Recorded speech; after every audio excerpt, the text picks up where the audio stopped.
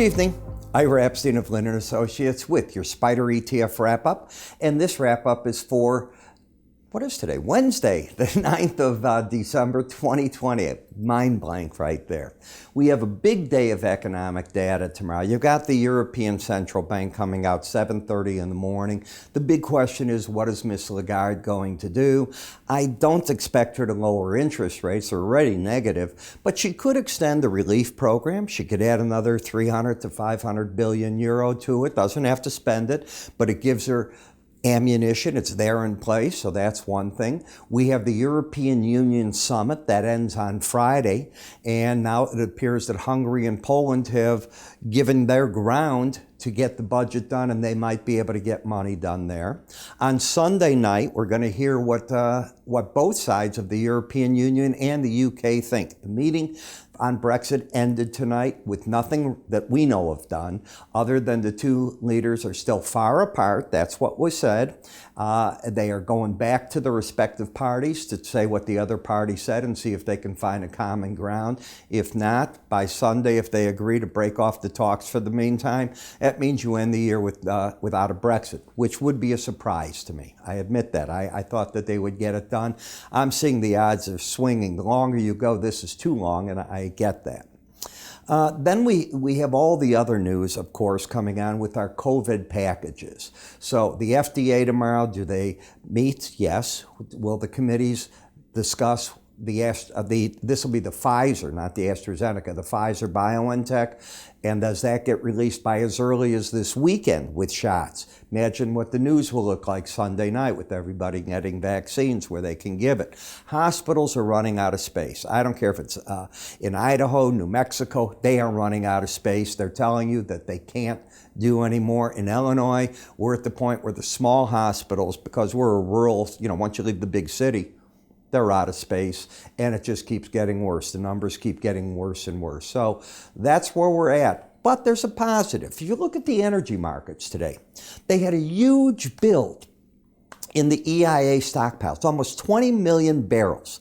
On a normal market, that would bust this market apart at this time of the year. No.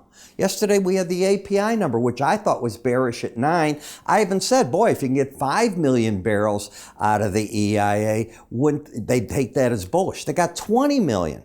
What was the reaction of the market? Went up. So there's more going on here than meets the eye, and the differential between Brent and WTI keeps widening. It's gone from $1.60 to almost doubling up towards the 320 level. That's also something to keep your eye on. A chart that's looking still pretty to me is PAVE. This is the infrastructure play in the U.S. And you can see how this market's coming up. People are betting that if there's one thing that maybe Congress can agree on, because they're going to fight over everything for 4 years. For 4 years, all that happened is I took my left shoe, which is Miss Pelosi. I put back on my heel. I have my right shoe, which is now Mr. McConnell. I've got my boot on, and now I'm going to kick everything coming at me from the House of Representatives in bills that President-elect Biden, I'm assuming he'll make it in as president now, brings to me. The shoe's flipped. You want proof of it? Hunter Biden's under investigation in Delaware on his tax returns. Gee, what happened with Donald Trump Jr. and the other sons? You do get it. It flipped. Understand that. This still looks friendly on the chart. When we take a look, you've got higher lows, higher highs, a new high for the move. That's bullish. Now we've got the 18-day average of closes that is above the swing line. So pullbacks to that number are likely to be a support zone that doesn't violate a prior low. I'm assuming you get there. And resistance is right here. You're there. If one were long, I'd be telling them, if you were my client, okay, time to take some money off the table. Maybe you go through the Bollinger Band, but playing for that, 95% of the time you don't on the first attack. That's the odds. When we take a look at momentum, you're embedded. So taking some money off the table gives you buying power maybe under the market. Lose the embedded reading, I'll change my opinion. I won't be as bullish as I am right now. SMH, you ran the upper band, you're falling back, you haven't lost the embedded reading.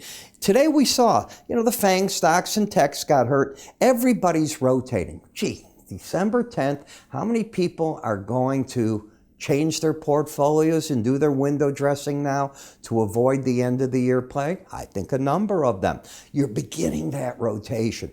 Understand, it happens each year. There's always a rotation. It doesn't mean it's tech always, out of it, into it. There's other plays, there's plenty of them there. But watch financial TV, watch what you're hearing, and take that not with a grain of salt. Understand what is going on. Repositioning. So you're selling off a bit in here.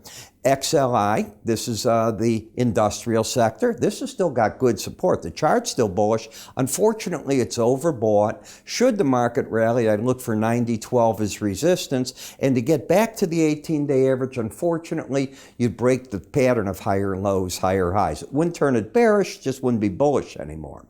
Energy sector, as I said, wow. Imagine what happens if they had bullish news. But are we going to embed? Both numbers finished over 80 today. Both were over 80 yesterday, not the day before. Tomorrow's a day where we either stay by breaking down and not embedding overbought, or we embed, and that changes my outlook on the market again. QQQ, market broke down, and when you reopen, look for the lost embedded reading. You just closed at 80.98. You'd have to gap sharply higher. I'm not saying that can't happen.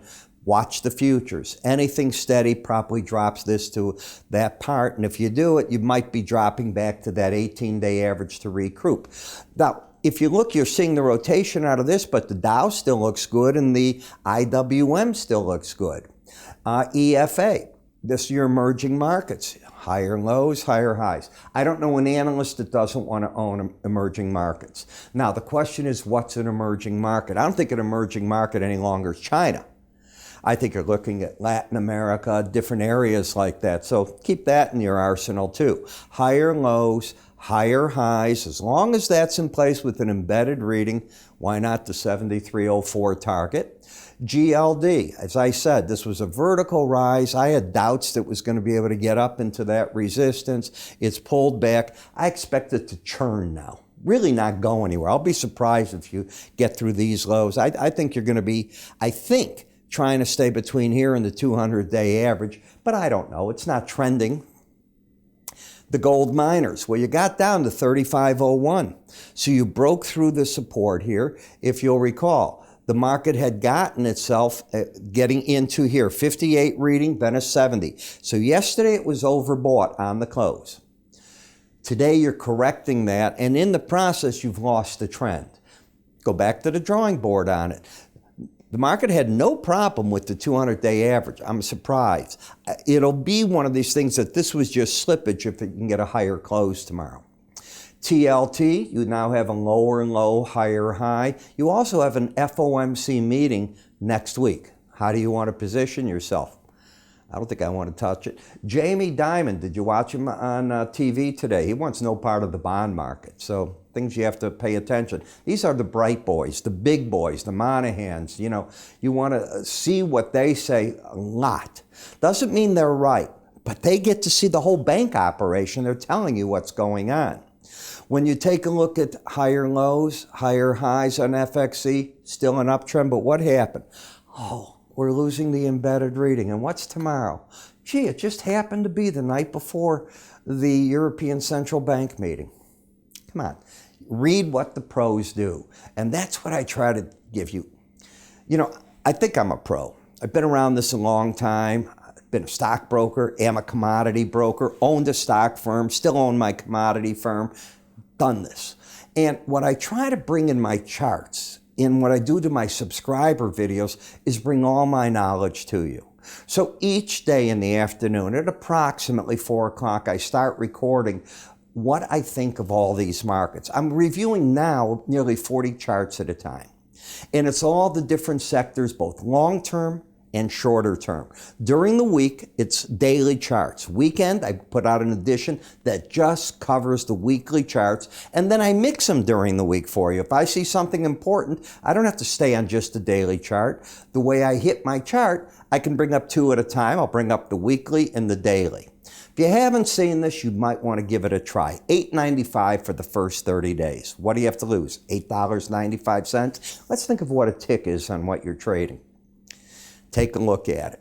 If you decide you want to buy 1 year subscription while I have my Cyber Week special going, and I haven't said when I'm ending it yet, I know, but I'm not going to share it, you will get my charting course, $199.95 value, that's what we charge for it, for free. That'll include our charting software, the data that you need in there. It's real chart data going back to when I recorded the different videos. And then in the morning, you're brought in, if you get the charting course, to my morning subscriber video for free. That by itself is another part of this. So I really give you a full package. You can give the charting course away as a gift as well. Just let us know before you start it.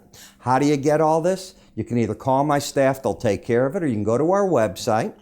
Under research, just sign up there. Anyone that signs up for the 1 year, I promise you, we see it, and we're going to give you the charting course, and you'll tell us when to start it. If you have somebody you want to give it to, let us know on that. But your research will start within 24 hours. I'm Ira Epstein. Thanks for watching. I'll see you tomorrow, because I can't wait for tomorrow. It's going to be an interesting day. Take care.